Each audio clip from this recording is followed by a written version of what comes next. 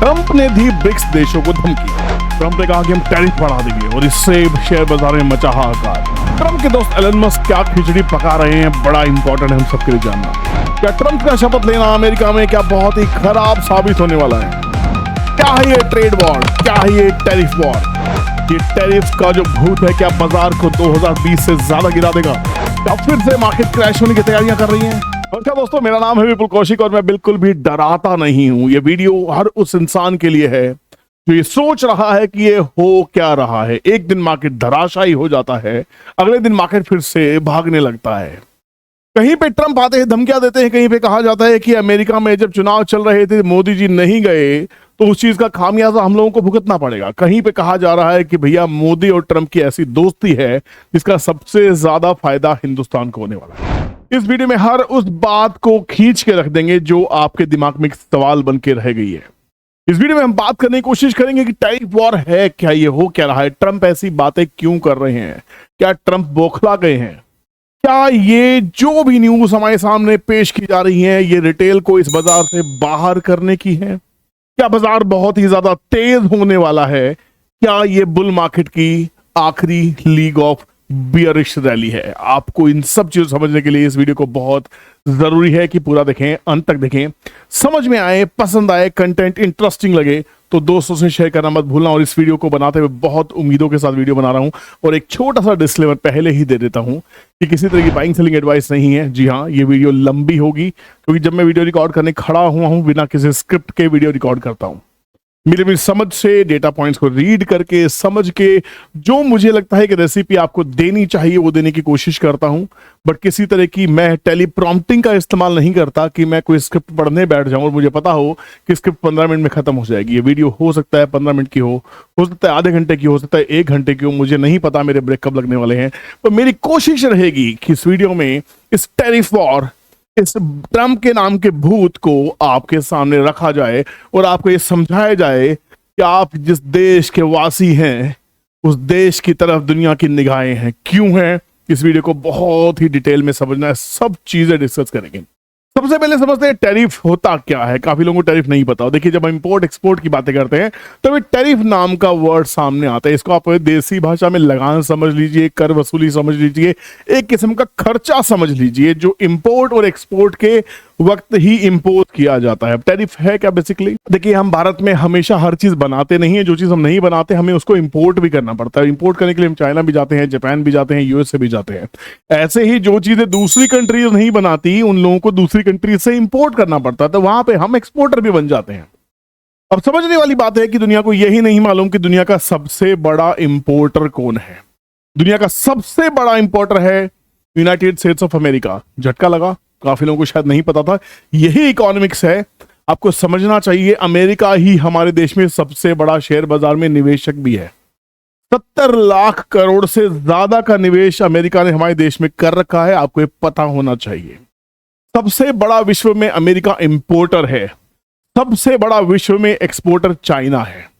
अब जब से कोविड आया है उसके बाद में कहा कि चाइना में ये हो गया, चाइना ने ये वायरस फैलाया, सब चीजें बात की गई, सब अटकलें लगाई गई और उसका खामियाजा सबसे बड़ा चाइना को भी हुआ। क्योंकि चाइना क्या है? चाइना एक फैक्ट्री है। चाइना अगर आप कभी जाएंगे तो चाइना एक कंट्री नहीं है, उसके एक एक सिटी के अंदर में बहुत सारे ट्रेड डेवलप हो रहे होते हैं। कोई एक पूरा पूरा शहर बैटरीज बना रहा है, कोई पूरा शहर साइकिल बना रहा है, पूरा पूरा शहर एक बिजनेस के अंदर एंगेज है। और एक ऐसी कंट्री जो किसी भी कॉस्ट में आपको आपकी प्रोडक्ट सर्विसेज प्रोवाइड करने को तैयार रहती है वो है चाइना। चाइना को दरकिनार करने के लिए China+1 का नारा लगा। चाइना और अमेरिका के बीच में ट्रेड वॉर की बातें बहुत टाइम से सुनी जा रही थी, जिसकी वजह से कोविड पैदा हुआ। 2020 में मैंने पहले ही कहा था अक्टूबर के आसपास में मार्केट से एग्जिट हो जाएगी, कुछ पक रहा है, कुछ तो गड़बड़ हो रही है।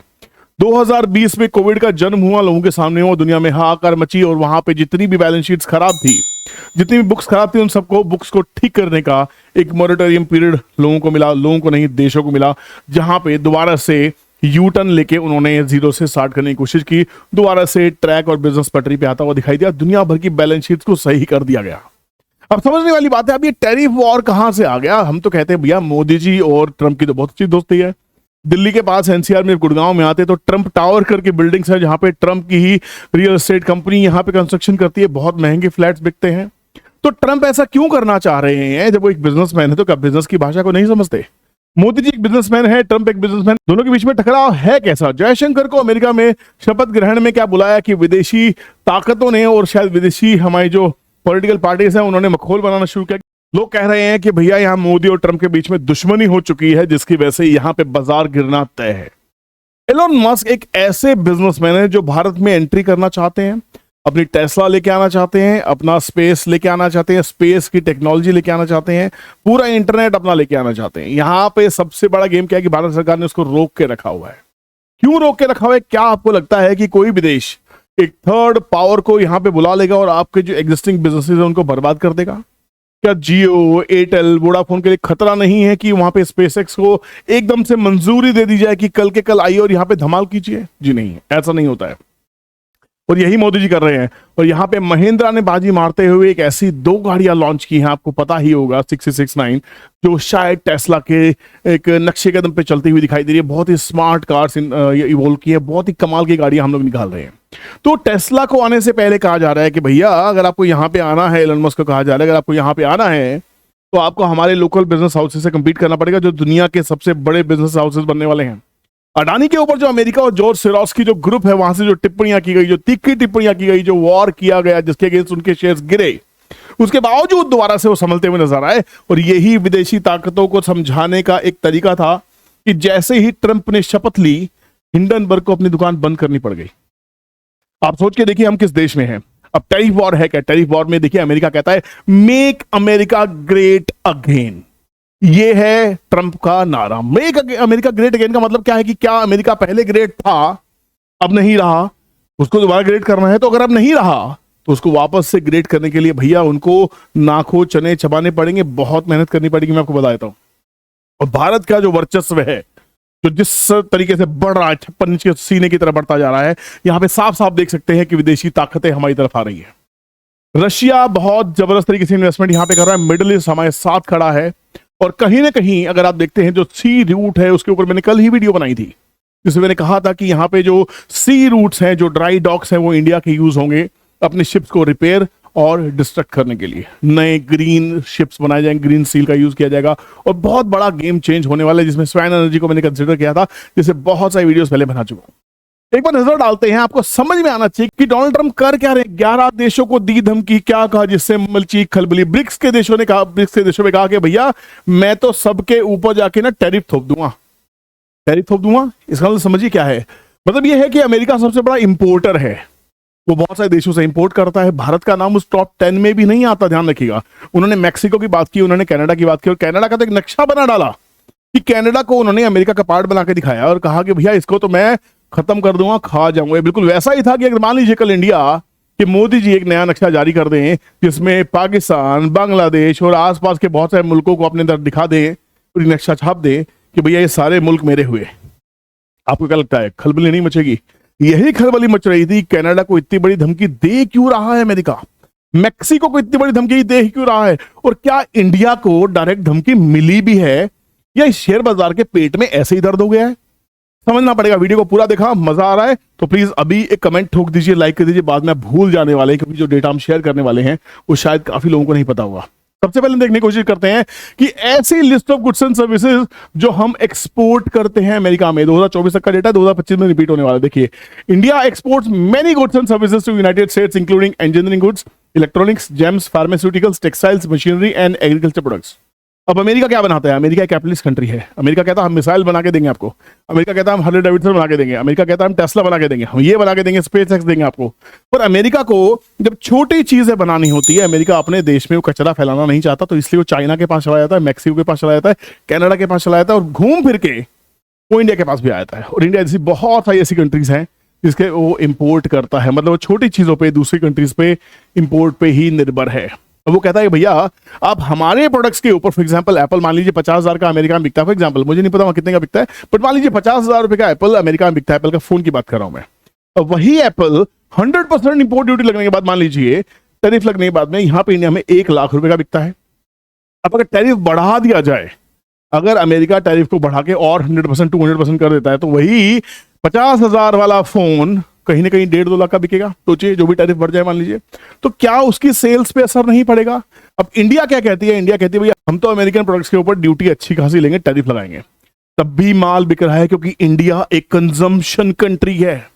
इंडिया को फर्क नहीं पड़ता, ध्यान रखिएगा, हम कंजम्पशन कंट्री है। हमारा जो यूथ है आज की डेट में जब वो जॉब करने जाता है ना, तो पहले वो अपनी घड़ियों की सिलेक्शन करने लगता है कि मेरे पास कितनी घड़ियां होंगी, कौन सी घड़ी मैं डेट पे पहन के जाऊंगा, कौन सी घड़ी मैं कौन से इंटरव्यू में पहन के जाऊंगा, कौन सी घड़ी मेरे को मीटिंग के लिए चाहिए, कौन सी घड़ी मुझे कैजुअल पार्टीज के लिए चाहिए। हमारे यूथ के पास जूतों की सिलेक्शन होती है, एक के पास शायद 5-5, 6-6 जोड़ी जूते होते हैं। उसके बाद भी अगर कोई बिग बिलियन डे सेल आती है अमेजोन या फ्लिपकार्ट के ऊपर में, तो वहां पे हम और नए जूते खरीद लेते हैं अगर हमको वो सेल अट्रैक्टिव लगती है। ऐसा ही करते हैं आप लोग, मैं तो करता हूं। तो हमारा देश एक ऐसा देश है जिसकी कंजम्पशन स्टोरी बहुत जबरदस्त है। We are the youngest nation in the world. आप समझ के रखिए, दिस इज योर एसेट, यही आपकी ताकत है। और दूसरी बात, अमेरिका जब छोटी चीजें बाकी कंट्री से मंगाता है, क्या क्या मंगाता है देखिए, क्या क्या मंगाता है देखिए, इंजीनियरिंग गुड्स मंगाता है, इलेक्ट्रॉनिक गुड्स मंगाता है, जेम्स एंड ज्वेलरी मंगाता है, ड्रग्स एंड फार्मास्यूटिकल्स मंगाता है, टेक्सटाइल मंगाता है, मशीनरी मंगाता है, ऑर्गेनिक केमिकल्स मंगाता है, व्हीकल्स मंगाता है, आयरन एंड स्टील प्रोडक्ट्स मंगाता है, इलेक्ट्रिकल मशीनरी मंगाता है, एग्रीकल्चर प्रोडक्ट्स मंगाता है, प्लास्टिक मंगाता है, दूध मंगाता है। डोनाल्ड ट्रंप ने कहा कि दूध की कमी हमारे पास नहीं है, हमें किसी का दूध नहीं चाहिए। क्या मजाक करते हो डोनाल्ड जी? क्या आप भूल गए कि जो श्वेत क्रांति हमने हिंदुस्तान में पैदा की थी वो दुनिया को दूध सप्लाई करने के लिए पैदा की थी? अब हमारे दूध के बिना जिंदा नहीं है, ये हम सब जानते हैं, ठीक है। दूसरी चीज, आप एक लिस्ट देखते हैं कि हमने इंपोर्ट क्या क्या करते हैं। भैया हम mineral fuels and oils import करते हैं, न्यूक्लियर रिएक्टर्स एंड बॉयलर्स, मैंने कहा ना बड़ी चीजें अमेरिका से आती हैं, pearls and semi precious stones import करते हैं।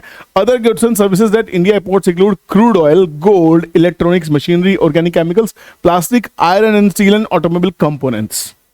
ये सब चीजें हम इंपोर्ट करते हैं। मतलब वो ऐसी चीजें बनाता है जिसकी दुनिया को बहुत ज्यादा जरूरत है, और दुनिया से वो चीजें इंपोर्ट करता है जिसकी उसको बहुत ज्यादा जरूरत है। वो छोटे स्केल पे तैयार होने वाली चीजें हैं। तो छोटी कंट्रीज को वो जो गीदड़ भपकी दिखा रहे हैं कि मैं टैरिफ बढ़ा दूंगा, उसको भी समझेंगे इस वीडियो के अंदर कि उस टैरिफ का फायदा होने वाला है हिंदुस्तान को या नहीं होने वाला। और शेयर बाजार में आपको क्या करना चाहिए, पूरा वीडियो के अंत तक आपको सब समझ में आ जाएगा। ये जनवरी 2025 की न्यूज है। 23 जनवरी को मैं वीडियो शूट कर रहा हूं। इंडिया का ट्रेड सरप्लस है यूनाइटेड स्टेट से $36 बिलियन से फिजिकल ईयर 2025। मतलब this was a record high for bilateral trade between the two countries. Will you believe? In FY24, India's export to US was $77.5 billion, and we imported for $65 billion. India also has a trade surplus with the UK, Belgium, Italy, France, and Bangladesh. समझ में आ रहा है आपको ये boss? जो लोग economics को नहीं स्टडी करते, इकोनॉमिक्स के स्टूडेंट्स नहीं रहे हैं, आपके लिए वीडियो बड़ी इंपॉर्टेंट है। ये वो डेटा है, आपको समझ में आ जाना चाहिए कि भैया हम क्या हैं, हमारी ताकत क्या है। India's trade with the US and China reach 120 billion and 118 billion respectively in physical 2024, doubling over the last decade. However, the similarity ends here. CRISIL said as it notes that India has 35.3 billion trade surplus with the US, while it faces an 85 billion trade deficit with China. अब China से घाटे में है, US से फायदे में, US में ज्यादा माल सप्लाई कर रहे हैं।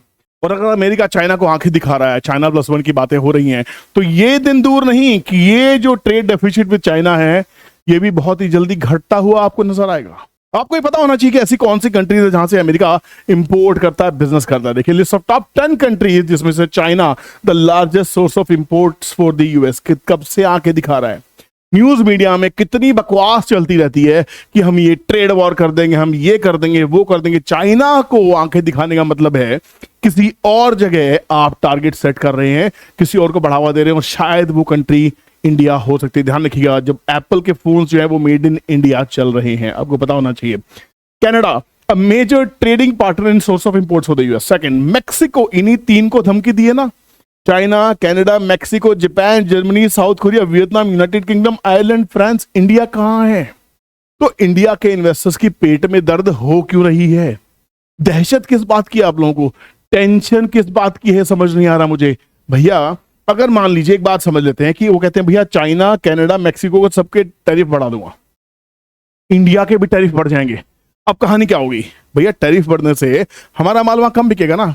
तो इंडिया, आपको मालूम है, हम भी तैयार हैं इस टैरिफ वॉर के लिए। हम भी गीदड़ भभकियां दे सकते हैं, हम भी उनके टैरिफ बढ़ा सकते हैं। अगर तुम हमें हमेशा, अगर तुम हमारे माल पे टैरिफ बढ़ाने वाले हो, हम भी तुम्हारे माल पे टैरिफ बढ़ा देंगे। बेच के दिखाओ एप्पल के फोन हमारे यहाँ पे, हम वीवो बेच लेंगे, हम दुनिया भर की चीजें बेच लेंगे, मेड इन इंडिया फोन तैयार कर लेंगे, सैमसंग बेच लेंगे, बहुत सारी चीजें बिकने को। इंडिया में कंजम्पशन की कमी नहीं है, माल लेके आओ, बिकने को तैयार रहता है, ये ध्यान रखना। और ये पहली बार हो रहा है जब इन्फ्लेशन का ढिंढोरा, पॉलिटिकल पार्टीज पीट रही हैं। हम कहते हैं आरबीआई रेट कट नहीं कर रहा, क्यों नहीं कट कर रहा, समझने की कोशिश कीजिए। आज आपके माध्यम से, इस वीडियो के माध्यम से एक भविष्यवाणी कर देता हूं, अगले 5 साल में आप शेयर बाजार का वो बुल रन देखने वाले हैं जो आपने कभी सोचा नहीं होगा। यहां जो आपने 2023 में जो 10x 12x 15x की जो रैली देखी है, हो सकता है ये रैली आने वाले टाइम में 20x 30x 40x 100x 1000x की भी हो। मजाक लग रहा होगा, ये सच हो सकता है, कोई बड़ी बात नहीं है। क्योंकि अभी जो लार्ज कैप की रैली है वो तो आई ही नहीं है। निफ्टी का पी कितना है आपको मालूम है इस समय? निफ्टी का पी एक बार देखते हैं। निफ्टी पी देखिए, कोई भी एडिटिंग नहीं है वीडियो के अंदर में। निफ्टी पी चार्ट टुडे क्या है, हिस्टोरिकल चार्ट अभी देखते हैं निफ्टी का पी कितना चल रहा है, आपको समझ में आना चाहिए। और पुराना हिस्टोरिकल जब जाएंगे ना, समझ में आएगा मार्केट क्रैश कब होती है कब नहीं होती। थोड़ा सा ब्राउजिंग करने दीजिए, स्टार्ट हो जाएगा, फिर आपके सामने लेके आता हूं, ठीक है। निफ्टी का करंट पी है 21.19। हिस्टोरिकल जाके देखिए, जब मार्केट में क्रैशेस आए थे 2008 में जाके देखिए, 2020 में जाके देखिए, निफ्टी का पी क्या था। नीचे जाएंगे, निफ्टी का पी क्या था, ये देखिए 2020 में निफ्टी का पी 42 था। 20-21 के आसपास की तो एवरेज रहती है निफ्टी के पी की, ध्यान रखिएगा। 2008 में निफ्टी का पी 29 के आसपास था। जब तक निफ्टी का पी 29, 30, 31 के आसपास नहीं जाता है, मार्केट में कोई क्रैशेस आने की संभावनाएं नहीं होती है, हिस्टोरिकल डेटा कहता है। तो प्राइसेस, तो अर्निंग्स इतनी कहां हुई, पी रेशियो इतनी महंगी कहां हुई, कंपनीज ओवर वैल्यूड कहां हुई, जो आपको तो कंपनीज इतनी ओवर वैल्यूड कहां हुई, इतनी महंगी कहां हुई कि आपको लेने से डर लग रहा है।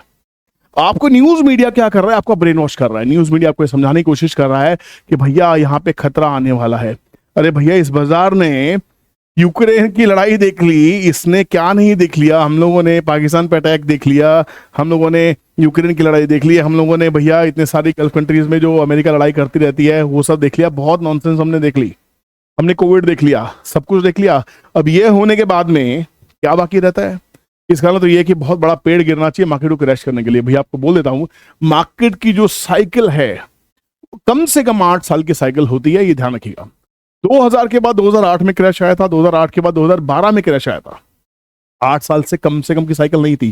2020 के बाद में क्या 2024 में क्रैश आ जाएगा? कम से कम बाजार का क्रैश 2029 में फिर से इलेक्शन है। इस बार बीजेपी को बहुत मुगी खानी पड़ी थी जब उनकी जो सीट्स है उत्तर प्रदेश में बहुत ज्यादा कम हो गई थी। तो क्या इस बार उत्तर प्रदेश को बीजेपी हल्की मिलेगी? सरकार बीजेपी की बन चुकी है। 2029 फाइनल होगा जहां पे रिपोर्ट कार्ड निकल के आएगी बीजेपी की, नहीं उन्होंने क्या किया, पर कम से कम ये 4 साल बीजेपी बहुत ताबड़तोड़ काम करने वाली है, उनकी मजबूरी है, ध्यान रखना। अब बीजेपी वैसा काम नहीं कर सकती जैसा वो करते आए थे कि टेकन फॉर ग्रांटेड था। पहले उन्होंने जो चुनाव लड़े थे वो एक मुद्दे पे लड़े थे, विकास के मुद्दे पे। विकास होता हुआ दिखाई दे रहा है, उसको और एक्सेल करना पड़ेगा। जो भारत की जो थीम है वो लॉजिस्टिक्स के आसपास रहने वाली है, वो हर घर पानी के आसपास रहने वाली है, वो घर घर बिजली तक पहुंचाने की बात होने वाली है, ग्रीन एनर्जी रेवोल्यूशन की बात होने वाली है, वो केमिकल रेवोल्यूशन की बात होने वाली है, वो इंफ्रास्ट्रक्चर रेवोल्यूशन की बात होने वाली है, एम्प्लॉयमेंट रेवोल्यूशन की बात होने वाली है। इतनी सारी थीम्स के आसपास में बाजार चलने वाला, आपको अंदाजा भी नहीं है। और ये निफ्टी की जो पी है जो महंगी होगी, कब महंगी होगी निफ्टी की पी? निफ्टी की पी जब महंगी होगी जब ब्लू चिप कंपनीज ताबड़तोड़ परफॉर्म करेंगी, ध्यान रखिएगा। तो यहां पे अभी अगले 4 साल इन कंपनी के ताबड़तोड़ परफॉर्म करने का टाइम आ रहा है। और यहां पे जब बाजार का पी जिस दिन 28, 29, 30 जाने लगे, उस दिन इस वीडियो को याद कीजिएगा, मुझे याद कीजिएगा। मैं आपके लिए हमेशा से हाजिर रहूंगा, वीडियो सब भी आते रहेंगे। आपका प्यार मिलता रहा तो चैनल ग्रो जरूर करेगा। इस वीडियो को वायरल कराने की जिम्मेदारी आपकी है। मैं चाहता हूं कि जितने भी लोग इस वीडियो को देख रहे हैं हमने पूरा देखा होगा, सब लाइक करेंगे और सब लोग एक कमेंट जरूर करेंगे कि ये वीडियो आपको कैसा लगा। और प्लीज मेरी आपसे रिक्वेस्ट है, अगर हर इंसान ने इस वीडियो को अपने सोशल मीडिया या अपने फ्रेंड सर्कल्स में भी शेयर करना स्टार्ट किया तो यूट्यूब को समझ में आएगा ये वीडियो कितना इंपॉर्टेंट है और शायद इस वीडियो को वायरल किया जा सकता है। और एक वीडियो गेम चेंजर हो सकता है आपके लिए और मेरे दोनों के लिए। तो आपको क्या लगता है कि ये जो सारी कहानी है अमेरिका की, ये ट्रेड डेफिसिट का ना होना यूएस के साथ में, और दूसरी चीज देखिए, अगर मान लीजिए वो बढ़ा देता है तो हमारे जो इकोनॉमिस्ट है वो तैयार हैं इस धमकी के लिए। मैं आपको बता देता हूं, एक और न्यूज के ऊपर आपकी नजर डलवाने की कोशिश कर रहा हूं। ये दी हिंदू का आर्टिकल है। इसमें कह रहे हैं कि India should reciprocate if US imposes additional duties on domestic goods, trade experts. समझ में आ रहा है? मतलब ये आर्टिकल है 21 जनवरी 2025 4:30 का। जिस अमेरिका की धमकियों से आप डर रहे हैं, डरना बंद कर दीजिए, क्योंकि यहां पे ट्रेड यूनियन जो है वो इस फेवर में है कि भैया चाचा कुछ भी कहें हम डरने वाले नहीं हैं, and India should respond with equal measures if the newly elected US president Donald Trump imposes high tariffs on domestic goods, trade expert says. They noted that India has previously implemented retaliatory custom duties on several US products such as apples in response to what it deemed illegal tariffs imposed by America on certain steel and aluminum products. In December last year, Mr. Trump has said that India charges a lot of tariffs, reiterating his intention to impose reciprocal tariffs in retaliation for what New Delhi will impose on import of certain American products. भैया India should respond firmly and in equal measures. अरे भैया आमने सामने की लड़ाई हो रही है, क्या बात कर रहे हो यार? आप डर रहे हो, माल बेच रहे हो, क्या बात कर रहे हो? ये देखो, इंडिया शुड, दोबारा रिपीट करता हूं, India should respond firmly and in equal measures. Economic think tank global trade research initiative GTRI founder Ajay Shrivastava said in 2018, दोबारा से बढ़ते हैं, when the US taxed Indian steel and aluminum, India retaliated by raising tariffs on US products, recovering equivalent revenue. This measured response showed India's capability to protect its trade interests while staying balanced, Mr. Srivastava said. भाई साहब, अब तो आपको समझ में आ गया होगा कि हम किस देश के वासी हैं, आज हम दुनिया को आंखें क्यों दिखा पा रहे हैं। और मेरी आपसे रिक्वेस्ट है, अगले 6-7 महीने हो सकता है मार्केट खराब हो सकता है मार्केट साइडवेज टू नेगेटिव रहे, हो सकता है अक्टूबर नवंबर तक, सेकंड क्वार्टर के रिजल्ट तक मार्केट खराब हो, पर उसके बाद आपको ये बाजार पकड़ में नहीं आएगा, ये मेरा मानना है। तो जो चीजें आपको आज खराब लग रही हैं, मेरे स्टूडेंट से मेरी अपील है, मेरे मास्टर ट्रस्ट इन्वेस्टर से मेरी अपील है, मेरे इन्वेस्टर से मेरी अपील है, मेरे यूट्यूब के इन्वेस्टर से मेरी अपील है, घबराने की जरूरत नहीं है। ये समय है डटे रहने का। अगर इस समय आपने अच्छे बिजनेसेस को होल्ड किया हुआ एक प्रॉपर वजह के साथ, तो आपको डरने की जरूरत नहीं है। ये टैरिफ की धमकियां या अमेरिका की धमकियां, पाकिस्तान की धमकियां, भैया बहुत धमकियां देखी हैं। याद है 18 के CFO ने क्या कहा था, कितने गाजी आए, कितने गाजी अटैक करके चले गए, और यहां पे हिंडनबर्ग का बंद होना उस ताबूत में आखिरी कील ठोकने के लिए था कि भैया हमारी तरफ कोई नजरें खराब ना रखे। हम वो देश हैं जो स्पीड से चल रहे हैं, हमारी गति को रोकना बहुत मुश्किल है, जो बीच में आएगा वो चूर चूर हो जाएगा। और अगर हमारे साथ रहना है इस वॉर में, इस ट्रेड वॉर में हमारे साथ रहना है, तो हमारे साथ कदम से कदम मिला के चलना होगा। जैसे आज हर गल्फ कंट्री कर रही है, आज रशिया कर रही है, आज हमारी नेबरिंग कंट्रीज कर रही हैं, जिस पे हमें प्राउड है। हमें हर उस नेशन से प्राउड फील हो रहा है जो आज हमारे साथ हाथ मिला के बैठे हैं। एंड बिलीव मी, क्योंकि मैं एक बिजनेस नजरिए से भी सोचता हूं, मैं भी छोटा सा बिजनेसमैन तो हूं ही ना, तो थोड़ी सी बिजनेस सेंस मुझ में भी है कि जब से नौकरी छोड़ी है थोड़ा सा बिजनेस मैं भी कर रहा हूं। मोदी जी एक बिजनेसमैन है, ट्रंप एक बिजनेसमैन है, इलॉन मस्क एक बिजनेसमैन है। जब बिजनेसमैन के हाथ में इतने बड़े बड़े देश जा रहे हैं, तो आपको अंदाजा होना चाहिए ये सब कुछ कमजोर लोगों को बाहर करने के लिए किया जा रहा है। 2023 की रैली के अंदर में जितने भी छोटे निवेशकों ने जो पैसा बनाया है, जो अपने आप को बादशाह समझने लग गए, जो अपने आप को फन्ने का समझने लग गए, जिनको लगने लगा कि बॉस मैं तो बाजार से कुछ भी निकाल सकता हूं, 2024 साइलेंट चला गया। 2025 का अगर 6 महीने भी साइलेंट चले गए ना, तो वो सभी इन्वेस्टर्स यहां से गायब होते हुए दिखा दूंगा और कहते हुए दिखा दूंगा कि शेयर बाजार जुआ है। तो जो इस बाजार को एक बिजनेस समझेगा, उसके लिए वेल्थ क्रिएशन करने का ये सबसे ब्यूटीफुल ट्रेड है, सबसे ब्यूटीफुल वे है। आपको क्या लगता है मुझे जरूर बताइएगा। I would like to sign off from here. और जैसा मोटिवेट करने के लिए वीडियो बनाया था, उम्मीद करता हूं वो मैसेज आप तक पहुंच गया होगा। एक और छोटी सी रिक्वेस्ट है, तहे दिल से रिक्वेस्ट है कि प्लीज वीडियो को वायरल कीजिए, वीडियो को शेयर कीजिए, वीडियो को ज्यादा से ज्यादा लोगों को बताइए, दिखाइए, लाइक कीजिए, कमेंट कीजिए, ताकि कंटेंट सब तक पहुंचे। और डरना मना है, और करना क्या है, दोनों चैनल्स को सब्सक्राइब करना है ताकि बेल नोटिफिकेशन ऑन हो, कोई भी कंटेंट आपसे मिस ना हो। दोनों चैनल्स आपके हैं, बहुत मेहनत के साथ बनाए गए चैनल्स हैं, इस पे आप लोगों की प्रेजेंस बहुत ही ज्यादा सराहनीय हुई। Thank you so much, take care, bye bye, all the best, जय हिंद।